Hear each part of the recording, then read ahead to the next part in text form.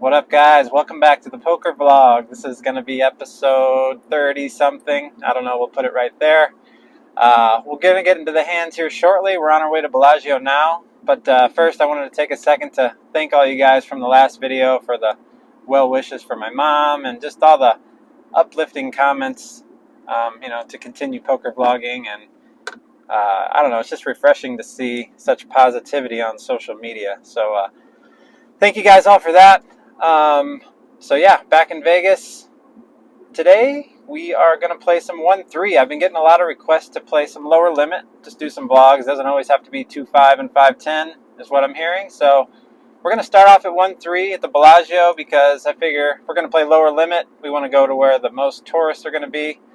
And then we have options if we want to, move up, play 2-5 or 5-10 today. So we're going to start off at 1-3. It's a good game. Just stay in it.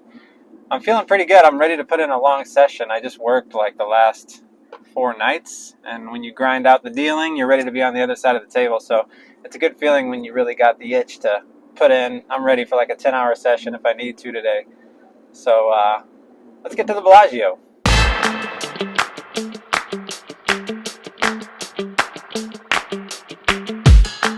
All right, guys, here we are. Rooftop, Bellagio, sunset. Beautiful night. If you're new to the channel, or if you're not new to the channel, make sure you guys hit that like and subscribe, the notification bell thingy, because I'm going to start dropping videos as soon as I play and complete the video. I'm not going to stick to a strict schedule. It's just more stressful that way. I'm just going to play whenever I finish it. The video is going to be out 2 or 3 days later. So we're going to stay like that.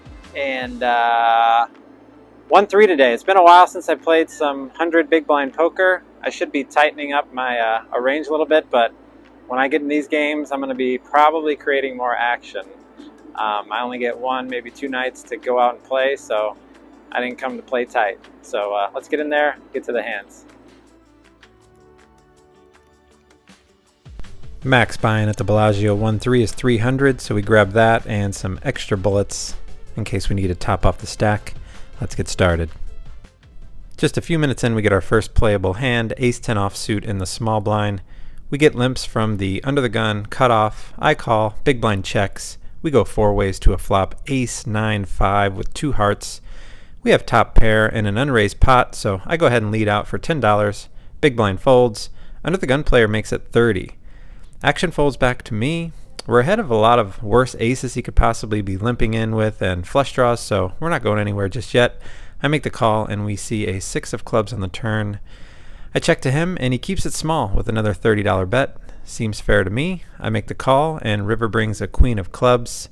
Flush draw misses. I check. He checks it back and shows ace-7, one of the few aces we can beat. We got him out kicked and won our first pot, which is always nice. Next we have ace-8 offsuit in the big blind. Game is 5-handed at the moment. Action folds to the button who raises to $10. Small blind calls. I think we have a good candidate to squeeze here every once in a while, depending on the opponent, of course. Button's range is going to be wide open. We're going to be ahead of a lot of his hands, and the small blind just called, so I take it up to $50, thinking we're likely just going to take the pre-flop money, but the button makes the call, leaving himself about $225 behind. So we're putting him on some medium to strong pocket pairs, maybe some suited broadways. Small blind folds. We go heads up to a good flop, ace-king-3 with 2 hearts. I make a down bet of $40 and he quickly lets it go. Next, we're going to play a huge pot with jack-4. Never mind. Let's continue. Next, we have queen-7 suited in the big blind. A bunch of players limp. I go ahead and check my option. We go 5 ways to a nice flop, queen-queen-jack. So we flop trips. We got a bad kicker though. I'm first to act. I go ahead and check. Nobody stabs at it as action checks all the way around. Turn eliminates our kicker problems when another queen falls, giving us quads. No problem. I check. Action checks to the hijack who bets $10. Next player folds and action's on me. I think it's a good time to check raise here. It's a decent chance that he checked a jack on the flop with 2 queens out there. It's also possible he has like a small pocket pair and might think a check raise looks fishy from me. Like, why would I check raise when I hit quads, right? So I go ahead and make it $30. Next 2 players fold and he makes the call. River brings a meaningless 5 of diamonds. I decide to keep it around half pot and make a bet of $35. If he has a jack, I don't think this opponent's going to call much more for a chop. Same if he has like a bluff catcher. He ends up calling, and I show the quads. He does show jack 10. Nice to get some action there with quads. I like the check raise on the turn, though. That was our only chance to make really any extra money if he had a jack. Instead of just flat calling the 10, leading out on the river, I think we made the most money we could there. About an orbit later, we have jack 9 on the button. Action folds around to me, and I raise to $10. Small blind and big blind both defend. We go 3 ways to a flop. Ace, 8, deuce with 2 spades. So we've got nothing but a backdoor straight draw here. Both players check to me. Against the blinds, I decided to go ahead and bet here. It's pretty wide, but there's a decent chance that neither has an ace, and we won't win with jack high by checking, so I bet $15. Only get a call from the small blind, who's been pretty snug, so putting him on an ace pretty quickly here. We pick up some equity on the turn with the 10 of clubs, giving us the open-ended straight draw. He checks to me again. My opponent only has like a $100 black chip left. Now that we have some outs, betting and getting jammed on would suck, so it's time to go ahead and take the free card, and the backdoor nuts come right in because it's an easy game sometimes. 7 of diamonds hits, and now my opponent tosses out the black chip, announcing a $25 bet. With only 75 behind, I just decided to go for all of it, hoping he has like a set, or maybe he made aces up, and he does think for a bit, makes a good laydown. He might have just had like a small suited ace, possibly a missed spade draw, taking a shot at it on the river, so I take down another little pot. Next, we pick up pocket 7s in the hijack. Action folds to the player on my right, who makes it 15. I make the call. Button and big blind call as well. We go 4 ways to a flop, 9, 5, 3 with 2 diamonds. Pretty good flop for our hand, only 1 overcard. A few diamonds out there. Big blind checks. Original raiser bets $20. I make the call, thinking we can still be ahead of a lot of his hands, and if not, we might get the right run out to steal this one. Button is sticky and makes the call. Didn't want to see that. Was hoping to get heads up. He only has about 140 behind. So we go 3 ways to an 8 of clubs on the turn. It's a great card for us since we pick up a gut shot now, and we can represent hands like 6, 7. Original raiser slows down and checks, and as I'm about to bet, I see the button grabbing chips, about to bet out a turn. After seeing that, it kind of jammed up my plan of firing like a 3/4 pot bet. I was thinking about going about 90 or 80 on the turn. So I just go ahead and check to the anxious button, who makes a tiny bet of $25. Original raiser tank calls, and here's where I make my mistake in the hand. It's time to just let this one go. I'm not really getting the right price, but I think I was a little annoyed that I didn't fire on the turn. I think I could have check raised here also. That might have worked, because I felt like the button was on a draw and the original raiser was pretty weak. But now we're getting like a decent price, so I just decided to call the 25 instead of turning it into a bluff that might not be necessary when stacks are this low. So I just call, and the river brings a 4 of spades, no help. We both check to the button, who bets tiny again, $35, like begging for a call. If original raiser folds, we got to call just based on the pot. But he eventually calls with king 9 of clubs for top pair. Button shows ace jack of diamonds for the missed flush draw, so I think we made a mistake on that one, missed an opportunity to fire the turn. I think we take that one down. Or maybe not. Maybe the original raiser ends up finding a call with top pair there. But let's move on to the next one. Next, we pick up the number 1 hand, pocket aces from under the gun +1. First player on my right opens to $15 again. I go ahead and put in the 3 bet to $45. Player on my left with $166 in a stack decides to just cold call instead of jamming all in. He hasn't played many hands, so putting him on a pretty strong pocket pair, probably like 9s through jacks, that's looking for a safe flop. Otherwise, if it was any better, he would have jammed all in pre-flop is my guess. Everyone else folds, so we go heads up to a flop, jack 10-8 with 2 spades. It's actually a pretty ugly flop since it's all over his 3-bet cold calling range of like 9s through jacks, maybe queens. But luckily, he only has $121 left, so it's not going to be enough to put us in any sort of scenario of us folding aces here. So I bet $55, and he quickly goes all in. I snap call, and we see the good news that it's not a set. He has 2 queens, so we need to dodge all the 9s and queens. Dealer puts out a clean run out with the 7 and 4 of clubs. Best hand wins. Poker is fun. Next, we have a pretty hand on the button, ace queen suited. Action folds around to me again, and I raise to $10. We got a new player in the small blind. She makes the call. Big blind calls as well. We go three ways to a flop 10-5-3 with two clubs. Beautiful flop. We have two overs and the nut flush draw. Both opponents check to me. I bet $10 to start building a pot, and both players make the call. Turn brings an 8 of spades, no help. Action checks to me again. With two callers on that board, it's likely one of them has a 10 or maybe even better, so I go ahead and just check and take the free card. And the 7 of clubs hits on the river. We make the nuts again, no problem. Even better is that the small blind leads out for a bet of $20. And to lead out into two players when the front door flush gets there tells me she probably has a pretty strong hand, maybe even a flush. So when the next player folds, I decide to raise a little bit bigger, making it $75. She thinks for a little bit, says she knows I probably have it, but she needs to see it. So she puts out the call. I show the goods, and she shows 10-7 of diamonds for two pair. So just an unfortunate action card for her, improving both of our hands. Very smooth session so far. Next we have the monster, deuce 4 suited in the hijack. Action folds to me, and I open for $10. Only the button makes the call. He's the stickier player from earlier. We go heads up to another great flop. What do you know? Queen 4 deuce with one spade. So we have a very disguised bottom two pair. I'm hoping he has a queen when I bet out $15, and he does quickly make the call. Heads up to a turn, which brings an 8 of spades, giving us two pair with a flush draw now. I bet $35 for value, hoping the 8 doesn't connect with him very well unless he had queen 8 suited.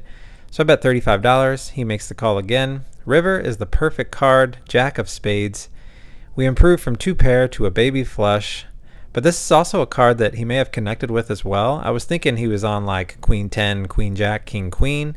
So with that in mind, and also the fact that this player has a tough time folding any pair, I go ahead and size up with a bet of $105 on the river. He goes into the tank, and he thinks he's got me. They got you beat.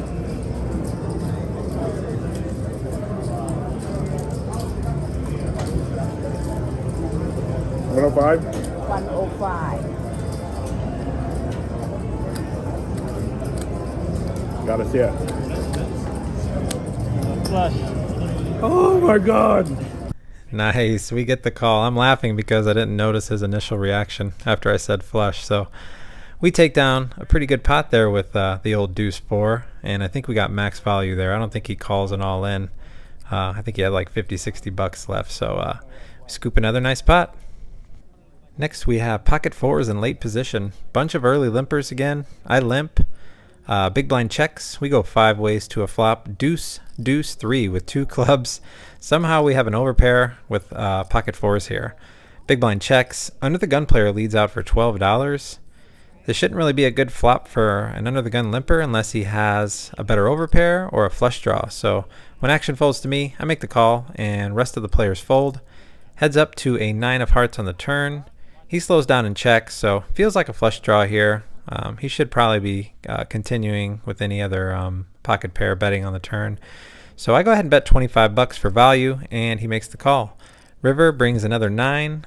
The flush bricks out. He checks. I go ahead and check back since he's not going to be calling with worse now. And he does show the 5-8 of clubs for a missed flush draw. 9s and 4s are good. So what? Next we have another nice hand on the button. Pocket 8s. Action folds around to me again in this position, and I raise to $10. Only the big blind makes the call. We go heads up to another amazing flop. Ace 9 8 with two spades, so we flop bottom set, just running hot. He checks it to me. I bet $10, and he makes the call. Turn brings a 6 of hearts. It does complete a few straights, but when he checks to me again, I continue with another bet. This time $25. He makes the call again. This is the same sticky player from earlier, before, so I feel like he just has a 9. He doesn't seem very strong in this hand. River brings the 5 of hearts. It's not a great card, as a single 7 beats us now with a straight, but he checks again for a third time, even though it's an ugly card. Highly unlikely our guy is checking a straight on the river here, and our hand is just too strong to check back, so I go for some value with a bet of $30, targeting all of his aces and his 9s. He thinks I have a 7, and I sucked out on him, but I tell him I don't. He still ends up making the laydown. That beats me. This takes us to the last hand of the night, and what do you know? It's pocket aces, again for middle position. I open for $10. Same opponent from last hand makes the call. Blinds fold. We go heads up to a flop, king 9-3 with 2 clubs. Nice disconnected flop, and we have the ace of clubs, so I go ahead and lead for $15, and he makes the call. Turn is a blank 5 of diamonds. Shouldn't have connected well with my opponent, so I decide to get sneaky here and check it to him since he's been betting a lot with draws and bottom and middle pair. So I check, and he bets $20. I decide to flat, and my plan is to check raise any safe river card, but it's anything but when the river brings another king. So I go ahead and check in case he has trips this time. He bets $35. I make the call, ask him if he cracks my aces, and he just folds, says he had a small pocket pair. So it looks like we probably made the most we could have on that hand. And that's going to wrap up this session, guys. This was a fun one. Players were talking at the table, having a good time. It was nice to play down a little bit, not be so serious. And we pick up a really good win, $656. In for $300 for once. Didn't have to add on any money. Out for $956. We will have a chat at the end of the video.